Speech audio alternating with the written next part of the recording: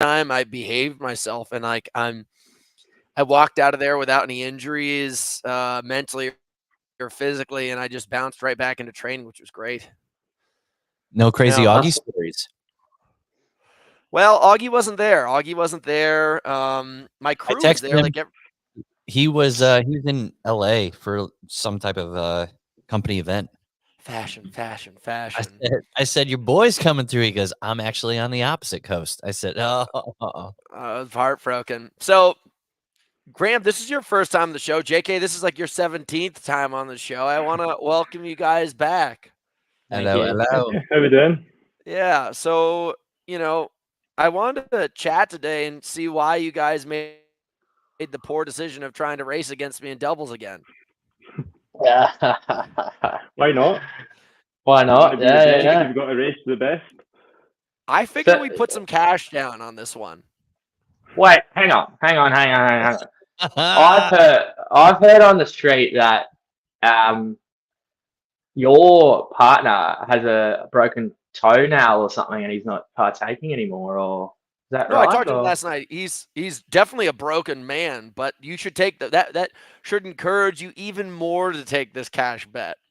Wouldn't that be an Oh. easier mental? Like, of course I'm going to throw down $5,000. He's got a broken toe and foot. Is he? Yeah. Well, mate. You have Yeah. inside information. You have the Vegas betting I odds.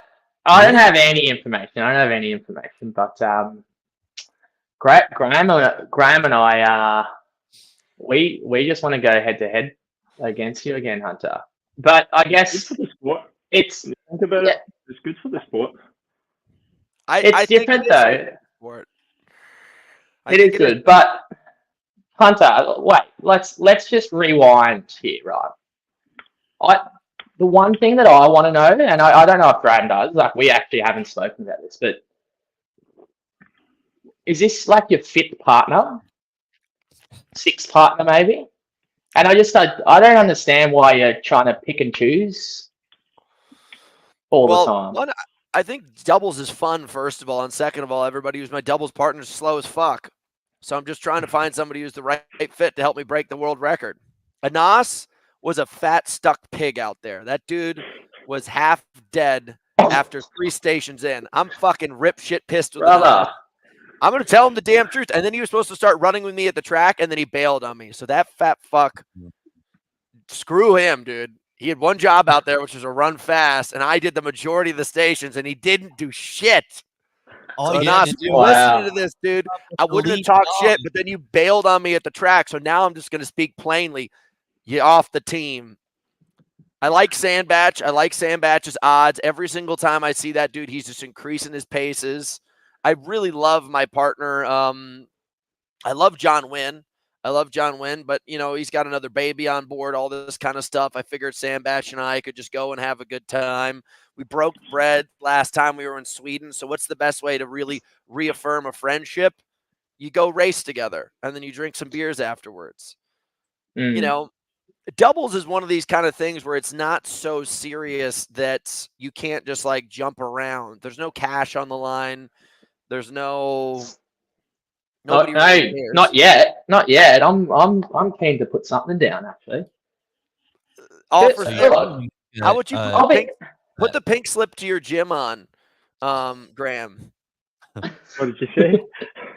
I want the deed to your gym. I could never put that up. But we can talk other things. All right, that's fair. What do you got to offer, JK? I'm willing to match. Not much. Not much, to be honest. Yeah, nah, I've got nothing to offer. But it's just interesting you choosing. I've got nothing against Michael Sandbach, but I don't know. I feel like doubles is all about. I've only done one with Graham and Georgie, but men's doubles is all about the run. And I would have thought you would have gone. I would have thought you would have gone Tim Vinek even, or I don't know, Ryan Kent, mate. Well, Kent's on this whole campaign of life also. Kent literally is racing a week later in Vienna, and he's got a kid and he's moving, and You know, Tim, I think, is still on his way of getting his stuff together. And I like Tim a lot. I think Tim's an awesome guy. I think he'd be a great fit. I don't know, man. Like for me, also this one we're going pro weight. If you know that we're going pro weight, so this is unmatched territory. Also, so you know we're racing the pro division. So that's what's going to be now what I consider to be the premier event for doubles, at least for us. So it changes things drastically. So now all of a sudden, like you obviously have to be able to run. You have to have the capacity to run. Our sport's like 60 to 70% running. But, you know, I think the thing is like these sleds are enough of a determinant and the extra weight is enough of a determinant where someone with a smaller frame could get beat up pretty quickly. I think you picking Graham is a really good partner. Graham's got great capacity. Well, and you think I chose Graham. Why didn't Graham choose me? I don't know. I assume that when this idea started, it probably came from your mouth to his ears. I'm just up for racing. See what I mean? Just that subtle answer from Graham immediately gives me all the information I need to know about the fact that this was your idea. Yeah, it was the first one. It was the first time, and like it's going to be such a totally different race, right? Being pro weight. It's interesting though. Like we're on, you know, Graham and I are keen. You guys are on board. Still two bloody good teams out there as well. Well, one actually beat you and George Heaton in London, mate. Kieran and who was the other guy? Kieran and Tony and Kieran. Tony Revel. Mate, they're gonna be hard to beat as well. And then the big boys from Manchester, Jake and Mark. Yeah. Jake and Mark. Mm-hmm. I don't understand why none of the other big boys in the Elite 15 want to play. They're very very skittish. They're like alleyway cats. Like you'll see them, the closer you get, they run away and hide in boxes and dumpsters. I think it's the time of year as well, though, right? Like straight after Christmas and stuff. I think people are still thinking about the next like individual. Like they're only thinking about an individual race right now. Yeah. But starting to heal all these hums and buzzes around town of people starting to fall apart. Like injuries are starting to trickle into a lot of the athletes' lives. And usually what ends up happening is these guys come in so early, they have a peak performance too soon in the season. And then what they try to do is they're up on this peak and it's very narrow rather than broad. And then they try to build a whole new foundation of a next level on top of it. And they don't stay where they're at for a while and keep on adapting. And they keep on trying to increase their intervals. They keep on trying to increase the weight. They keep on trying to increase the time. And then next thing you know, oh, it's a foot. Oh, it's a hamstring. Oh, it's a this. Oh, it's a that. And I think you're gonna see that, dude. I bet you're gonna see a good 30% of the Elite 15 field start to have these finicky results. Right, yeah. Graham, how's your training been since Stockholm? Better. I feel like that side of the season there, just the end of last year, I feel like I was just so slow. But now I feel as if I've actually come up to par with the speed. Like I'm basically just new into this sport, so yourself, but like even to compete at a high level, like next to guys like yous. So for me, like I'm trying to figure out things that are working for me. So I'm trying different things. Whereas I tried something different there for Stockholm and Chicago, but didn't really work that well. So now I've went back to like proper speed training, which obviously worked well in the past. So, but right now I'm feeling fast. Fastest I've been, definitely. So I'm Is this a money race? What'd you say? This isn't a money race. Like High Rock's putting up money. Nah. They'll never do, like, they've never put money up for doubles. Mm-hmm. But do you think it's fair to say, like, see guys like us that are in the elite, do you think, like, we should only be doing, like, the pro now? That's going to be a thing? We should only be doing pro weight? Or do you think you try and, like, Hunter, you're trying to get the world record everywhere, so are you trying to get it in like the open division doubles and you'll go pro? Well, I'll tell you what. If you want to get faster, you should do open. And if you want to get better, like if you need to work on capacity and your speed, you should do open. If you need to work on capacity in your stations, you should do pro and doubles. Like I've been really enjoying doing doubles open weight because you have to get out and just get up to a higher speed than you're used to. And what that will do is it will drag your pro division speed up. Now, it may not help your capacity in sleds and all these other things because it's a totally different type of racing just because of the weight. Like you guys see when I'm doing this open sleds, I'm doing it all arms. So that's a totally different style. It's different muscle groups. It's different timing, all that kind of stuff. When I'm doing sleds, I sprint across. I don't break.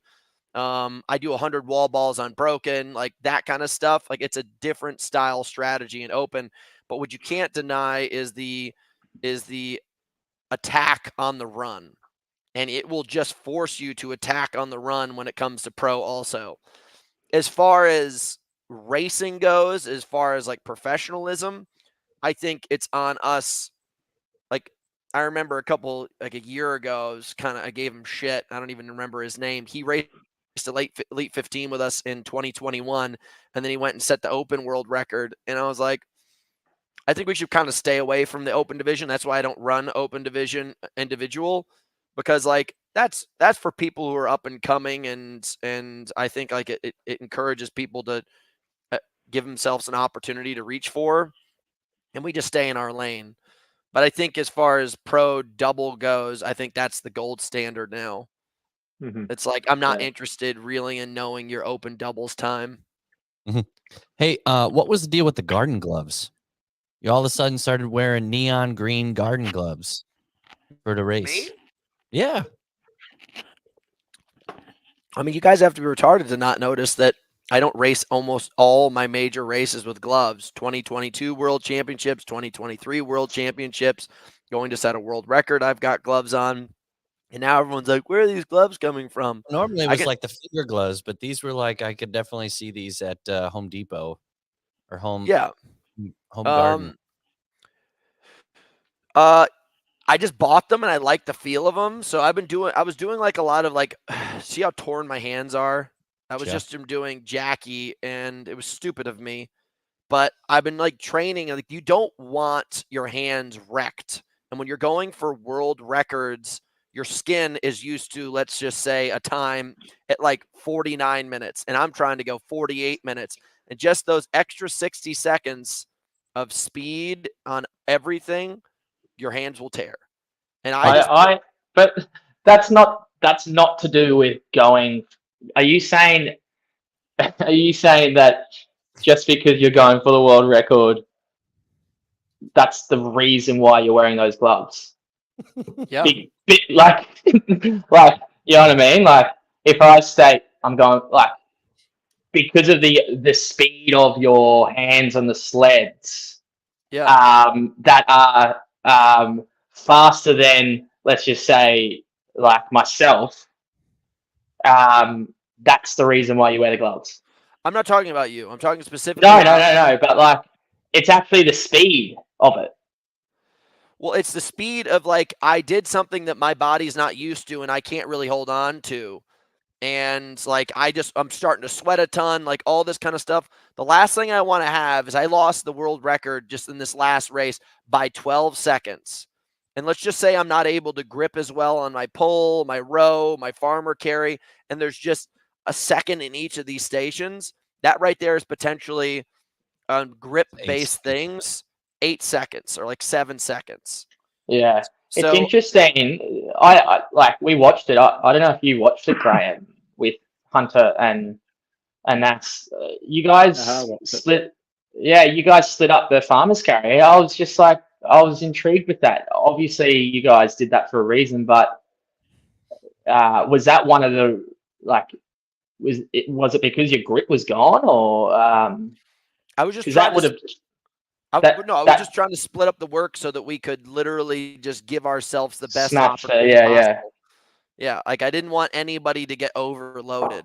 That's the thing. It's like it doesn't matter if you're prepared. It matters if you have the plan to get the world record. And it's just like pouring beer into cups. It's like, hey, a little bit over here, over here. It's like you got to split it just perfectly. Otherwise, somebody is going to get overloaded. Yeah. Yeah.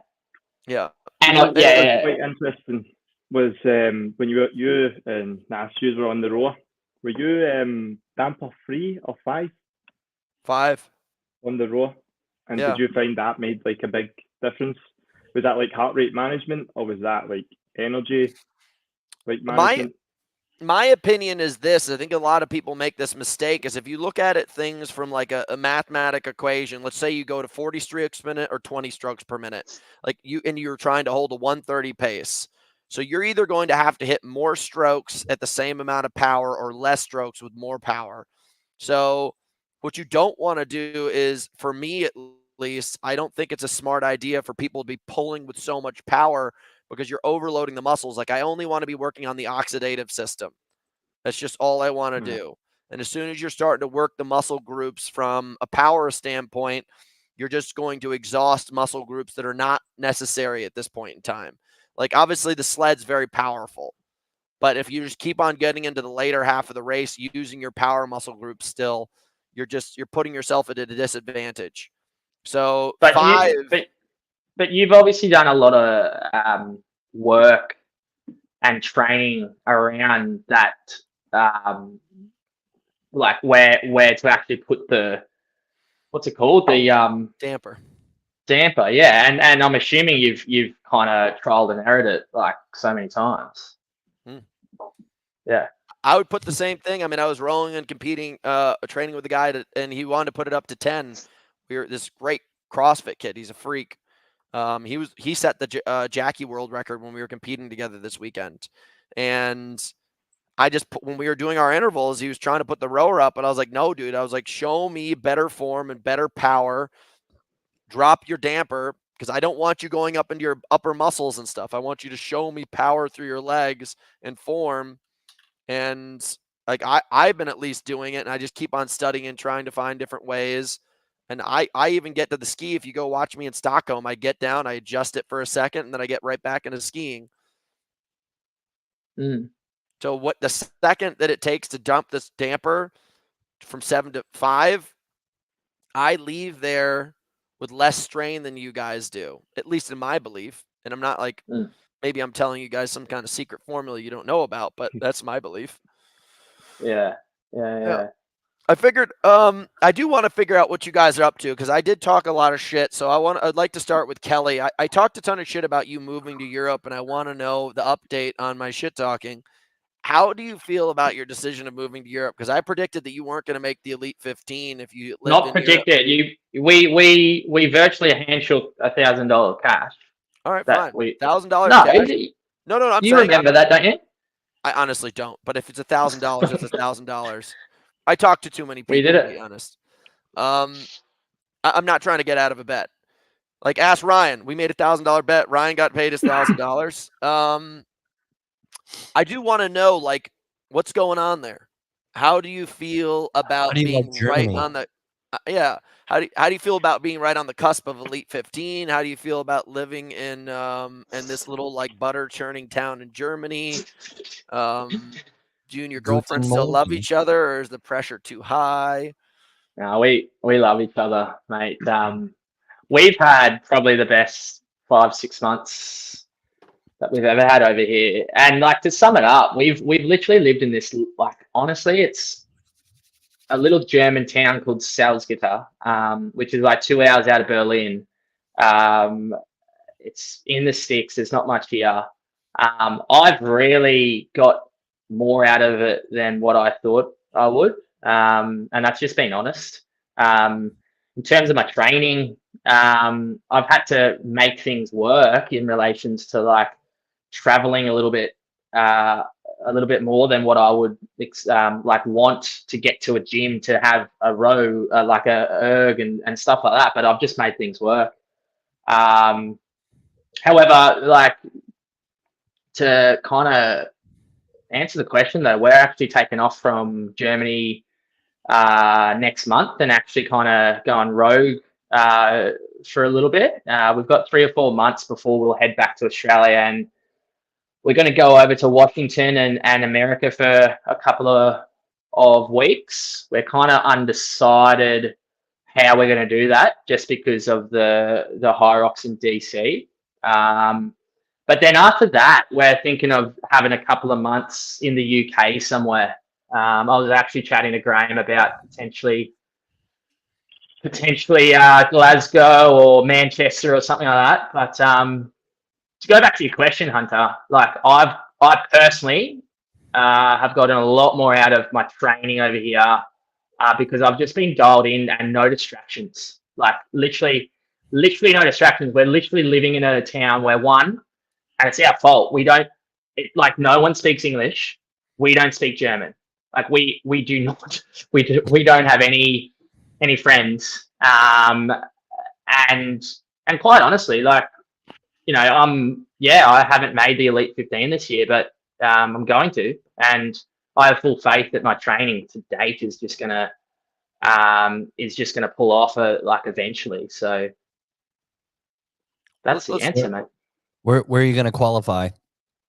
Vienna. For the Elite 15, DC or Vienna? Vienna, yeah.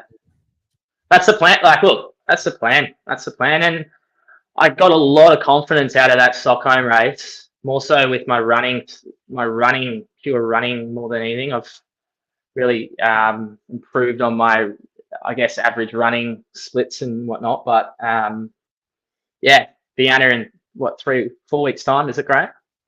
4 weeks. Is it 4 or 5 weeks? Yeah. Mm-hmm. Are you doing it, Hunter? Vienna? Yeah. No. I'm really gonna figure some things out with my training and like figuring out what I want to do. DC is like the 90% chance of me racing next. If not, then I'll probably hit no majors until World Championships. God, these dogs next door, hound. So yeah, like I'll just stick with you for a little bit longer, JK. I am curious. So what does that look like now? So let's paint a picture here. There's a fork in the road. You qualify in Vienna, you're in. You and your girlfriend go travel, have some fun, do whatever. Let's say you don't qualify in Vienna. You obviously are probably going to stick it out a little bit longer in Germany and keep it tighter. And let's say for some reason there's a freak accident and you don't qualify in Vienna or DC. Yeah. Do you still take it upon yourself to kind of travel a little bit, or are you going to like double down? So like, yeah, to answer your question, absolutely. You know, if I don't qualify Vienna, I've made up my decision that I'm going to DC because I've already got I've already qualified for all the majors, right? So I'm lucky enough that I've got that ticket. So I'm going to DC, and if I don't qualify there, I'll be going to the last chance qualifier. You know, I speak to like it's interesting because as Graham just said, he's new to this sport. I'm new to the sport as well, and the one thing that I believe, apart from, and I hate saying this, but it's the truth. Like apart from you, Hunter, everyone is new to like. Everyone in this Elite 15 system is new to being like somewhat a professional athlete and perceived as a professional athlete and whatever that means to them, right? Like most of these guys, and it's not a criticism towards anyone here because I'm one of them. We're pretty much like still, you know, the elite weekend warrior trying to figure this out. And the one thing that I've figured out for myself is that like I'll be the best racer and competitor out there. I might not be the best High Rocks, you know, High Rocks state. Like I'll have no best splits out there, or I won't have a good 5K time or 10K time. I'll just be a really good competitor, and that's what I'm kind of holding myself like accountable for this year. That I'll end up in the Elite 15 because of that. And you know, if I end up having to do that at the last chance qualifier in I think it is Anaheim, I'm gonna have to do it, and that's gonna be fine. I'll make it work. So you might not be the best overall on paper, but you will be the best for that day. Yeah, I am not even close to like top. He's number Ocho. Top eight. He's Mhm. Mr. Yeah, Ocho. Ocho Cinco. With no prep time, shows up to World Championships and hits Right? Mr. Ocho. Yeah, but you know what? Like That's a that, great. like That's a very admirable. Honestly, it is probably the most interesting story of High Rock World Championships last year. yeah, definitely. It was, wasn't it? No, but it's interesting because that's what I think about all the time. And again, I don't. It's not as if I'm criticizing like any Elite 15 athlete. It's just honest, like realistic, like truth. Is that everyone? And again, apart from you, Hunter, because you've been competing for years and years and years upon end. Maybe Ryan Kent is in the same boat where he's been competing OCR, Spartan, etc. for quite a while, but everyone else have come from a different sport, didn't make that sport, so they're not professional athletes, and like that's fine. It's just like to me, it's like who can rock up on the day with very similar fitness. Everyone here has very similar fitness, and throw down and see who can suffer the most. It's a good way to look at it. The only way to look at it. What about you, Mr. Graham Halliday? Grandma You are, as I see it stats wise, you are currently the last person on the cusp of the Elite 15 right now. You potentially could get bumped out of the Elite 15 Manchester if someone has a great time. You were number 5 at World Championships, a very, very admirable rookie year, the best rookie score of anyone that season. And you tend to be this like really raw talent. I think a lot of people look at you like maybe he's not polished, but he's got a lot of raw talent. And admittedly, you haven't had the season of number 5. Like I think you've actually had probably results that are underwhelming compared to what I believe your talent is. And I want to know what that's like. Like what's training looking like for you? What's lifestyle look like for you? And how does that feel to be right on the cusp of being bumped out of the Elite 15? So obviously being 15 isn't like ideal, but it's just something you kind of need to deal with. When I look at yours and I go, right, these are guys, these are proper athletes.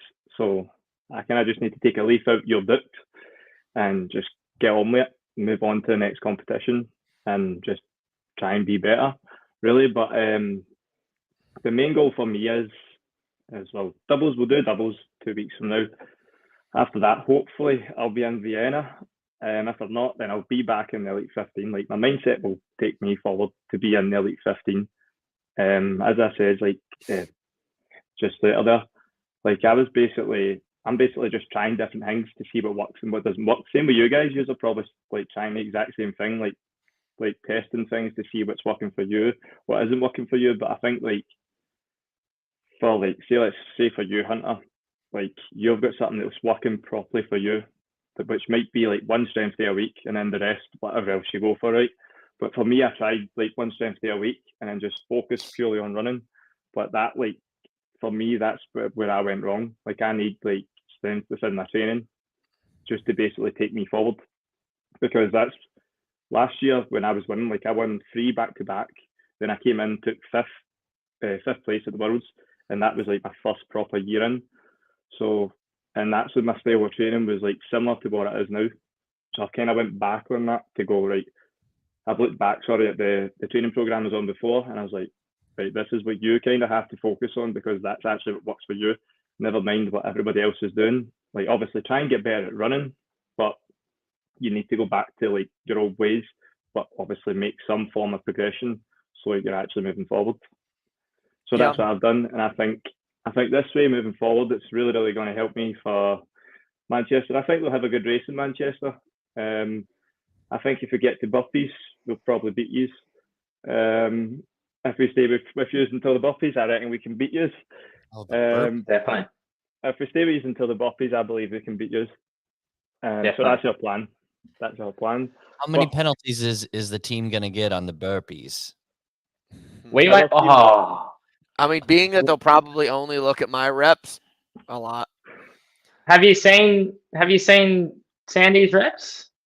Oh no, I watched the whole video. I mean, the video at Stockholm, and like Sandy was like walking forward straight up. And I don't go out of my way to bash on other people. I just wrote Mintra afterwards, and I was like, Mintra, like I'm just gonna show you this video that's very visible of everybody else fudging the facts, like this person specifically.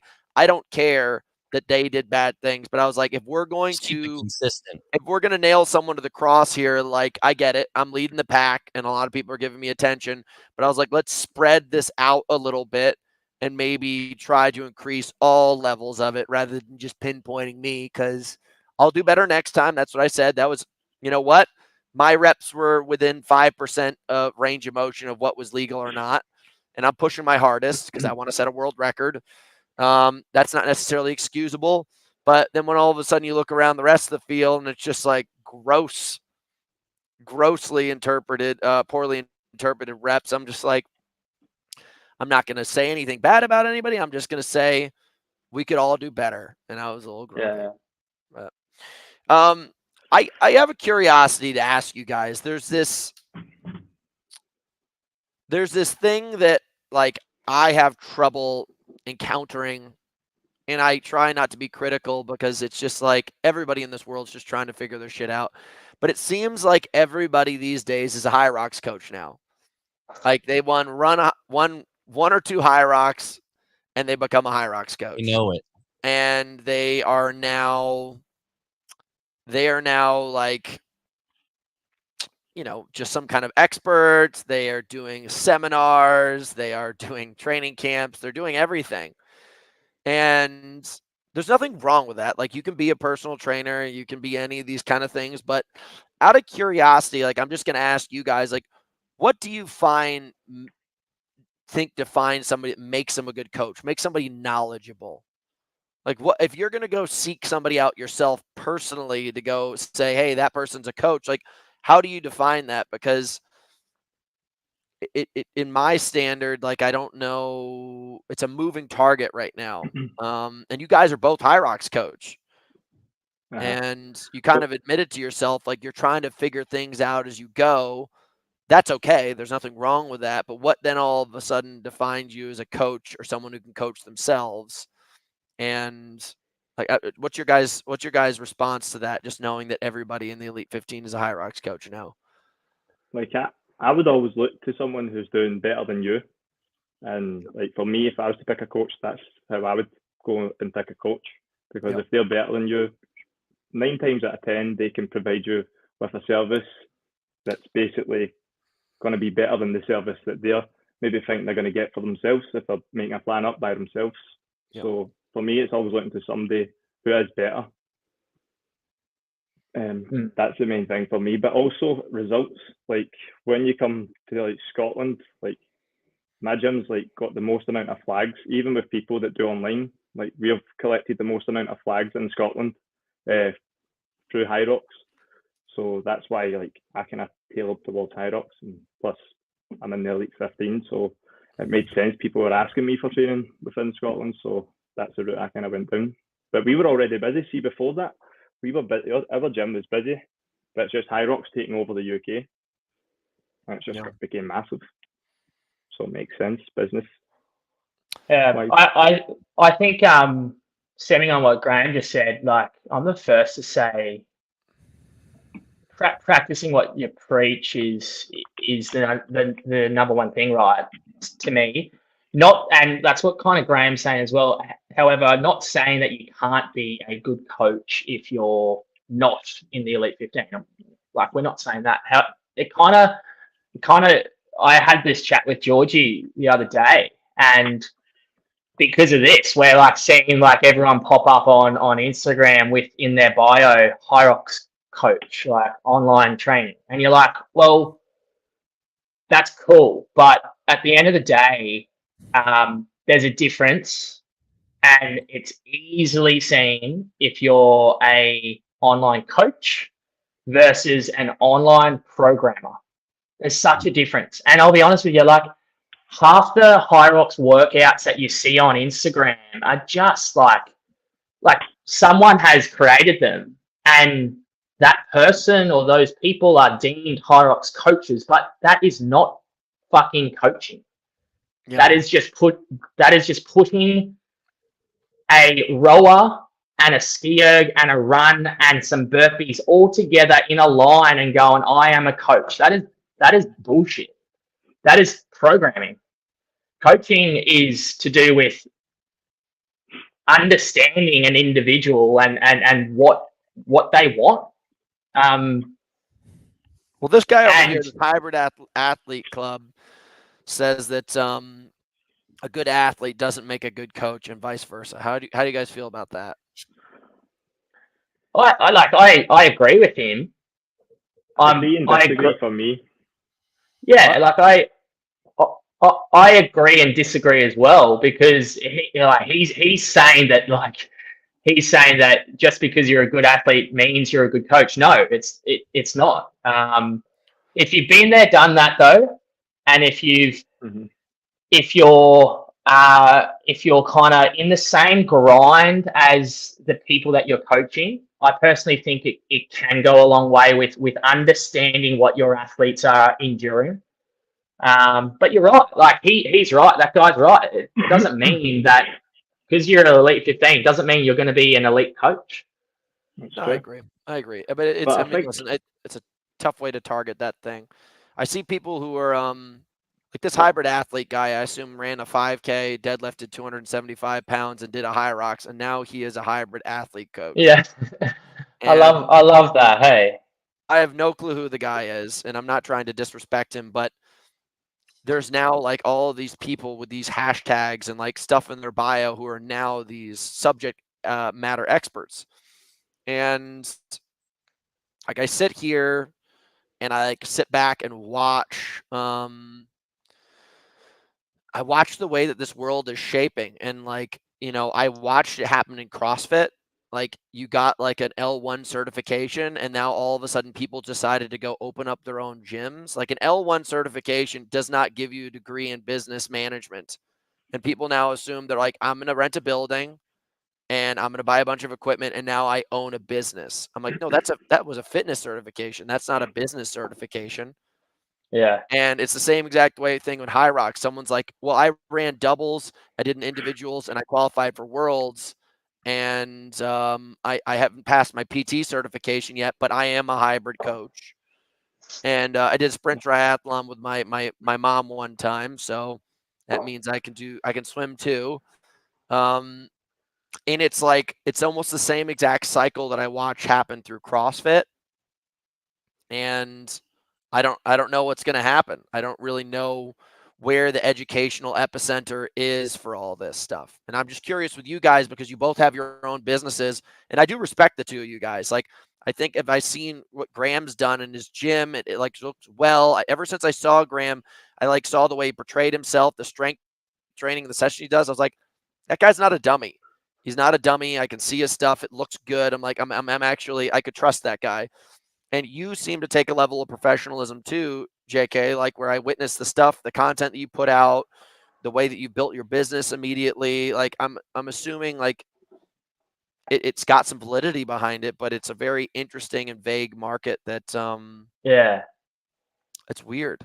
It's really yeah. weird. Do you, because you've been in let's just say the industry, let's just say like coaching, racing, professional athlete industry, Hunter, more than us.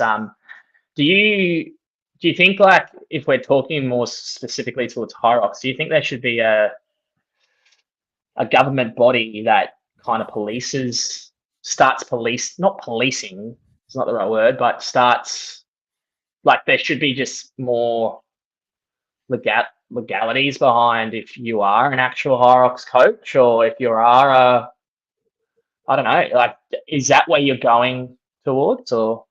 Well, can I jump in here? I think there's people on there that are considered like Hyrox coaches. P-break. They're considered Hyrox coaches or they've deemed themselves Hyrox coaches. But I also think there are people out there that don't have the athleticism to even breach the Elite 15. They're just looking at it as, hey, the sport for everybody is the tagline. So if I'm just getting into it, I don't really have excess money to put aside towards a coach that is in the Elite 15 and bump up to their type of training to really get into it. I just want to get into, I want to work out. I want to at least, prepare for it. So who am I going to go to that is, okay, I search Hyrox coach. I find they may not have been in the Elite 15, but they've done it before and they might have a few key terms and key lessons that I can take and apply towards my training. They might have some free stuff out there right now. And, I'm going to, even though, they might not be Elite 15, but they've done some stuff. I'm going to take their advice and apply it towards the free training that they have out there and try to do my best as it is. I think you have that group of people that is out there that wants to do kind of that thing. Then once they get associated with it and go through and a couple races, then they're like, all right, I'm going to set aside a few more dollars of savings and go towards the Elite 15 type coaches and actually get into a program. But I think there's like the average Joe type level that wants to get into it, not necessarily put a whole bunch of extra money towards official, elite racing type coaching. And they want a few tips and tricks of a Hyrox coach. That's my take on, mom and dad created a YouTube account that are like, this is my advice on Hyrox. But Ryan, be results driven, really, like, because like if it's still got to be like results driven for you, for me personally to pick a coach, because like even if the guy that I'm wanting to go with doesn't have a good time, like you'd like to see his clients get good times or finish a full Hyrox, and then do the next one, they'll bet that time by like 5 minutes. And then for me, that goes, right, this person knows because he's chopped them off 5 minutes. So it's like results driven for me personally. These bar talk girls are in here. Hot trash. I can undoubtedly say that I have been coaching people in this in this space more than anybody else. Like I started training people when I was 19 years old. I'm about to be 35. We've probably had over 5,000 people come through our online training company. And after doing so many different kinds of sports, having all these different kinds of certifications, like I almost feel dumber than I did when I was younger, because I just like the ideas that I had about training for such a long time is like mind-blowingly more simple now than it used to be. Like I think it's so crazy where, God, I would if I could put most people through a system, I'd only ask them to train 3 days a week. And show me what they have during those 3 days, like a Monday, Wednesday, Saturday. And if you can show me in those 3 days that you're able to continue and increase upon yourself, then you might be able to get to 4 days. And you might be able to get to 5 days. And like, it's so amazing when I look at all these programs that I just see so much shit just thrown against the wall. And I was like, dude, I'm a pro athlete and I can barely manage that. I was like, that is so much volume. It's such death. And sometimes you have to make a program for people because people just want to get hurt themselves emotionally and physically every single day, and they won't be satisfied without. So like there's this divide. Like, do you sell the program that they want or do you sell the program that they need? And then when you get into like one-on-one coaching, like, do you actually have the vision to see these people for who they really are? Like one of my clients, I've been working with them like on and off for 2 years. And I told him this year, he's like, what do we do? And I was like, dude, I'm just going to try to get your life together for the next 8 weeks. Like, that's all I care about. Like, I don't want you to get sick. I want you to show me some fucking good sleep. And then I'll maybe let you train some more. And I was just like, have the clarity just on that rather than just giving them more intervals and stuff like that. It's like, it takes you so many years to get to that point to be able to have that clarity. And like I've even talked, like called Sandbatch and I was like, "You're hurt again." I was like, "Sandbatch." I was like, "What the hell, man?" I was like, not even for my own sake of racing against you. I was like, "What the fuck are you doing?" And I told him, I was like, "You have an elite level powerlifting coach and you have elite level running coach, and they don't talk to each other at all. And this guy's trying to make you the best runner, and this guy's trying to make you the strongest person. And what that's doing is it's taking muscles like your hamstrings and tearing them in opposite directions." This person's trying to get you to run really fast in that muscle group, and this person's trying to create maximal tension for 3 reps. And like what that's doing is it's destroying somebody. And I've been posting in my YouTube videos. I don't know if you guys watch any of these things, but I've been telling people like I'm making like an asterisk. I was like, guys, I want to warn you, like if you're watching this YouTube video, do not get excited and try to do this workout. Because I used to be the guy who watched Rich Froning's workout video, and then I'd watch the best triathletes workout video, and then I watched this person's workout video, and I was doing 1 to 2 of these workouts a day, every single day of the week, killing myself. And it took me until I was around like, what's that? Sorry, on you go. Sorry, on you go. I'll put you. No. It took me until like I was like maybe 28 to figure out that wasn't the plan. Yeah. So I'm 29, and I've really just realised, like over the last year, that my volume's just been far too high. So see, by decreasing the volume of my training, like I've gotten better. Maybe not the last couple of races, but even into like Glasgow, Manchester, Hanover, and then the Worlds, like I decreased the volume. So I only train 5 times per week. Some of them would be double sessions, but I would always have 2 days complete rest. And then like for me, like my main focus is sleep and like quality of sessions rather than just hammering sessions, like trying to go every single day hard. Like you need to kind of like, for me, I need to like base it maybe 2 days hard, easy day, or rest, 2 days hard, easy day, or a rest. And just depending on how I'm feeling, that kind of works well for me. And I can see massive improvements in the training by doing that. But that might not work for somebody else. Like you might go 3 days hard, 1 day rest. Somebody else might go 1 day hard, 1 day easy, and just mix it like that. But I find like quality over quantity for me is like working best. And I may be getting 4 proper, maybe 5 quality sessions per week. That's a lot. And the rest is just, it's a lot. That's a lot. I'll tell you honestly. Like I get my coaches. So like I'll tell you guys, just like this is a formula. This is the McIntyre method. And if you guys, I think like I change it up, but most training schedules, I believe, should be a 9-day cycle. And people look at a week just because it's 7 days and someone put it on a calendar that way that it should be like that. Now, I can't really give 9-day cycles in our open programs because it just doesn't work that way. People usually just don't have the way to organize it. So our $40 program is not like this. But on one-on-one, you train hard on Monday. You go super easy on a bike on Tuesday. You do like an easy run on Wednesday, and then you go hard again on Thursday and repeat that cycle. And you'd be lucky to get 2 or 3 hard sessions in a week. Lucky. How do you get 9 days out of that though? Because you repeat that 3 times and then have like a little bit of a de-escalation. Like, so like I'm amazed. Like my coach that I'm working with right now, he started me out at like 3 weeks ago at 10 200s. And I couldn't hit the pace. He's like, you're now down to 8. I couldn't hit the pace. I'm now down to 6 today. I'm like 6 200s, 1,200 meters. I'm like, what the fudge am I going to do with that? He goes, just hit the numbers. And Christ almighty, dude. Like, I don't know what kind of shape I'm in right now, but everything is just my lifts, my runs, everything is just pop, pop, pop. And you almost forget it. You almost forget it because you just get like such a boner for just like more hours, more war. I know. And it's kind of like a mature thing for training. Yeah, I was a bit. So that's what I was about to say. And Graham, what you just said prior about you, like you're 28 now.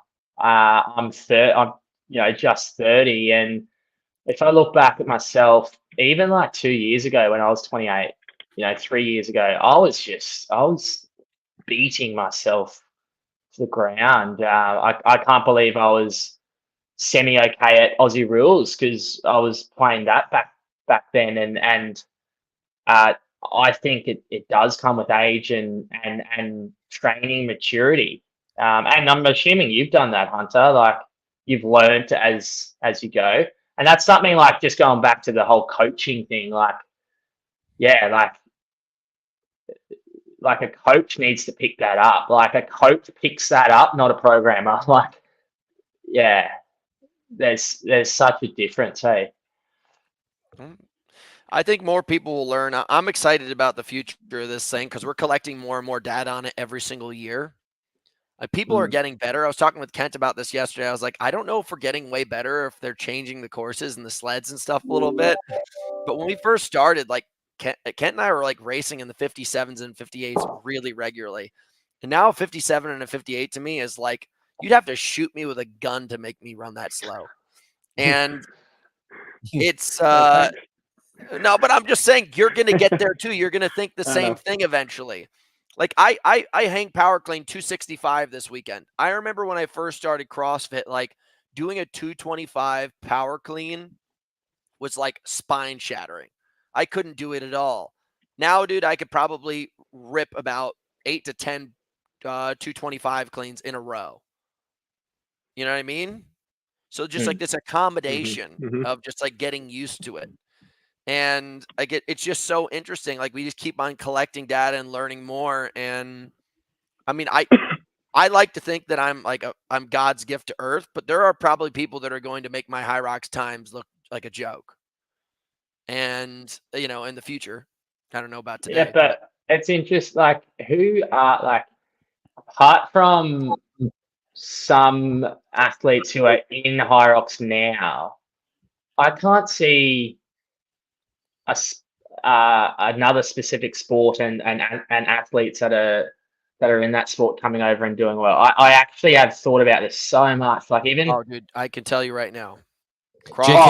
Sorry, the cross country skiers are the only ones, right? Yeah. In so much trouble. What about ATHX? Like this? Have you ever heard of that competition? This guy. Who's that? Dangerous. What the fuck is that? Who is it? His name's Marcus Great. Why can't I find this? Hold on. Is he a CrossFitter? No, he's this guy's not going to come over, but he's a cross country skier. So this guy right here, I tried to do this test the other day and I only got to 700 watts and he got to 820. It's, you know, it's a 30-second max average test. His feet are strapped into the ground, so obviously he's able to pull himself back down and get a little bit faster. But I don't know if I could generate that much power. And this guy's engine probably is better than mine. Just saying it. And all it takes is power and sustainability to be good at High Rocks. It's not that skill-based. You know what I mean? So, like, if anybody is trying to figure out how to do High Rocks, like, I mean, I look at the way cyclists treat it. They have an FTP test. They look at their scores. They keep on trying to make that better via the weight or via the power. So either you need to manipulate your weight or you need to manipulate your power. And the people that are doing that the best as far as overall body performance goes are cross-country skiers. And there's going to be a point where all of a sudden this sport gets so big that there's going to be these like 16-year-olds that are like, hey, I don't want to go to cross-country ski practice today. Like, I think I'm going to go to the CrossFit gym and I'm going to go train High Rocks. Or they're not even going to say CrossFit anymore. I'm going to go to the High Rocks gym down the corner and I'm going to go do a High Rocks workout. And then all of a sudden these kids, like Ryland's a good example. Like Ryland was a really good cyclist. Like I wasn't doing endurance sports like that because kid was at young age. So now that he's in his like mid-20s, late 20s, he's got such a humongous hard engine because he started so young and cared. Now think about somebody who is like him, but started in the specific lane rather than just like the general lane of endurance sports. And those people will come up and they'll be so prepared. It's going to be tough. Like the only thing I'd say, VJ. But he's kind of like a prime example. He's tried to come into High Rocks a few times and hasn't. I'm talking about OCR. I used to watch VJ show up. I used to watch him show up at races. I'll never forget the first time I watched him race. I think he was like 17 or something like that. And he raced in Vail Lake in Temecula down here in Southern California. And this dude's legs were just moving in a way that I just never seen anybody look like. And he just kept on progressing, and he's won a bunch of OCR world titles. There will be kids like that. Rylan, I met him in Chicago. I've got nothing against the guy. He's an absolute machine. How he came out and stated that he pretty much stated that he was not going to do a Hyrox until Hyrox comes out and says something about drug testing. Right? That's just a diva comment. He's just going to keep on racing. Correct. But my comment back to that is kind of like, well, first of all, we live in a free world, which means like anyone can say anything these days, right? However, I personally think like when I saw that, I was like, straight after Chicago, first major race, he's obviously calling someone out there. Just call someone out. He's saying that because he thinks someone is on drugs. Call them out. That's how I viewed that. I don't know if you guys viewed it that way, but I was like, cool, man, like that's fine, but just call. I think that's just what a scared person says. Like, I don't talk about dope at all because no one's catching me, even if they are on dope right now. Right. But so what? Yeah. I mean, like, I'm like, unless he, I don't know, unless he feels as if he has the right to, of course. But I felt as if he kind of like was at the Elite 15 race in Chicago and he thought someone specifically was on drugs. So that's why he did what he did. That's how I kind of viewed it. I don't care, man. I mean, listen, if there are people on drugs, so be it. It's not in the rule book, and that's your own moral fiber that you're running with. In reality, the way that I've addressed this is like it will come, but the sport right now is like in such a level of like instability, like it's growing. I'd rather them invest it in media so that everyone has more chances to do this at a higher professional level, rather than them getting people to piss in cups to potentially catch somebody who's this, this super villain of our sport. If it's going to cost the Elite 15, let's say it costs $250 per head, you're looking at, $6,000-$7,000 worth of piss tests. Let's just say all of a sudden it costs the same amount of money, around 10 grand, to do a really, really good live stream. What would you guys rather have? Yeah, exactly. Unquestionably, I want to make sure that the media in this sport is going up. I want to make sure that the experience for the athletes is going up. I don't think dope is that big of a thing yet. I don't care. I'm not scared about it. It's like, whatever, dude. Come piss test us if that's your prerogative. But I don't think he's going to change. I think he's going to keep on showing up to races. I think that's what a scared kid says because he's intimidated, because he's finally starting to care about the sport that he's competing in.